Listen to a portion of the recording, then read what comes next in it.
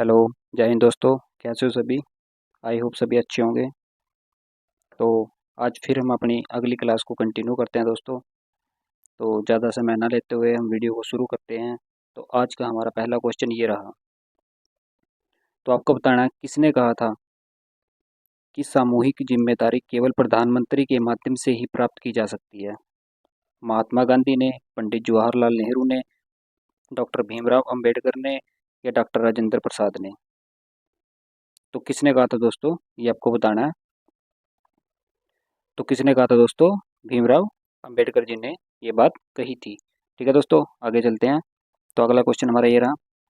Pitt's India अधिनियम के माध्यम से स्थापित नियंत्रण बोर्ड में कितने सदस्य थे? तो आपको बताना है दोस्तों कितने सदस्य थे।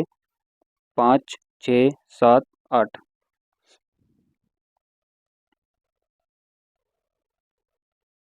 कितने थे दोस्तों? 6 सदस्य थे। और ये पिट्स इंडिया अधिनियम कब आया था दोस्तों? ये आया था हमारा 1784 में। ठीक है, आगे चलते हैं। अगला क्वेश्चन हमारा ये रहा। मीर कासिम ने अपनी राजधानी मुर्शिदाबाद से कहाँ स्थानांतरित की? तो आपको बताना है दोस्तों, पहले उसकी राजधानी जो मुर्शिदाबाद थी उसके बाद उन्होंने कहाँ स्थानांतरित की? दिल्ली में, लाहौर में, मुंगेर में या मगध में? तो दोस्तों कहाँ की थी उन्होंने? मुर्शिदाबाद से मुंगेर में स्थानांतरित की थी। आगे चलते हैं दोस्तों। अगला क्वेश्चन हमारा ये रहा। फुटबॉल में गोल लाइन और पेनल्टी स्पॉट के बीच की दूरी कितनी होती है? तो दोस्तों आपने ये क्वेश्चन बताना है कि फुटबॉल में जो गोल लाइन होती है और जो पेनल्टी स्पॉट होता है ना उसके बीच में कितनी दूरी होती है? 11 गज की होती है, 12 गज की होती है, 13 गज की होती है, 14 गज की होती है? तो कितने गज की होती है दोस्तों? 12 गज की होती है। ठीक है, आगे चलते हैं। अगला क्वेश्चन हमारा ये रहा। भारतीय वन स्थिति रिपोर्ट 2019 के अनुसार भारत के लक्षद्वीप में कितने प्रतिशत वन क्षेत्र है? तो आपको बताना है दोस्तों कि लक्षद्वीप है जो उसके अंदर कितना प्रतिशत वन क्षेत्र है? 0%, 1%, 2% या 3%? तो दोस्तों कितना है हमारा? 0% है। ठीक है, ये 2019 के अनुसार जो रिपोर्ट आई थी, भारतीय वन स्थिति रिपोर्ट आई थी उसके अनुसार ये है आंकड़ा है जो हमारा 0% वहाँ पर कितना है वन क्षेत्र है।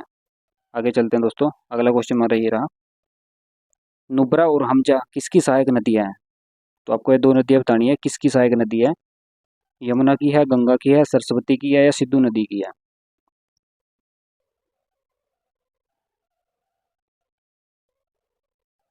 तो कौन सी किसकी है दोस्तों?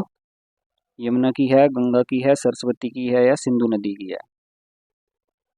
तो दोस्तों किसकी है? सिंधु नदी की है। और जैसा कि आपको पता है जो हमारी यमुना नदी है वो किसकी सहायक नदी है? वो गंगा की सबसे बड़ी सहायक नदी है। ठीक है, आगे चलते हैं दोस्तों। अगला क्वेश्चन हमारा ये रहा। किसने 1817 में ब्रिटिश भारत का इतिहास प्रकाशित किया? तो आपको बताना है दोस्तों कि जो 1817 में किसने ब्रिटिश भारत का इतिहास है जो प्रकाशित किया था। लॉर्ड कॉर्नवालिस ने, विलियम बेंटिक ने, विलियम लॉर्ड ने या जेम्स मिल ने दोस्तों? तो किसने किया था दोस्तों?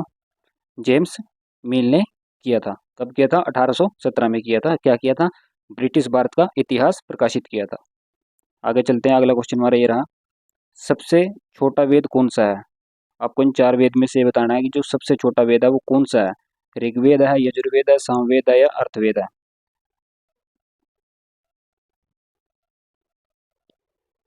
तो दोस्तों कौन सा है? सामवेद है। सामवेद किससे संबंधित है? संगीत से। और जो हमारा यजुर्वेद है वो क्या है? गद और पद से। और दोस्तों अर्थवेद किससे है? जादू टोना से। और जो हमारा ऋग्वेद है वो सबसे बड़ा वेद है और सबसे पुराना वेद है हमारा। ठीक है दोस्तों, आगे चलते हैं। अगला क्वेश्चन हमारा ये रहा। भद्रा वन्य जीव अभयारण्य कहाँ स्थित है?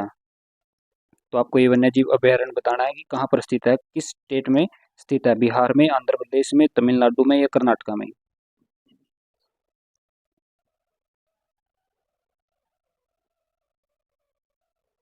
तो दोस्तों कहाँ पर है? ये हमारा कर्नाटका में। ठीक है, आगे चलते हैं। आज का हमारा आखिरी क्वेश्चन। तो आपको बताना है दोस्तों, गंगा के दक्षिण का क्षेत्र क्या कहलाता था? जो गंगा नदी है उसके दक्षिण का क्षेत्र है वो पहले क्या कहलाता था? कन्नौज कहलाता था, मगध कहलाता था, हस्तिनापुर कहलाता था या कुरुक्षेत्र कहलाता था दोस्तों। तो क्या कहलाता था दोस्तों, वो मगध कहलाता था। ठीक है दोस्तों, आई होप आप सभी को वीडियो अच्छी लग रही होगी। तो प्लीज़ लाइक करें, शेयर करें।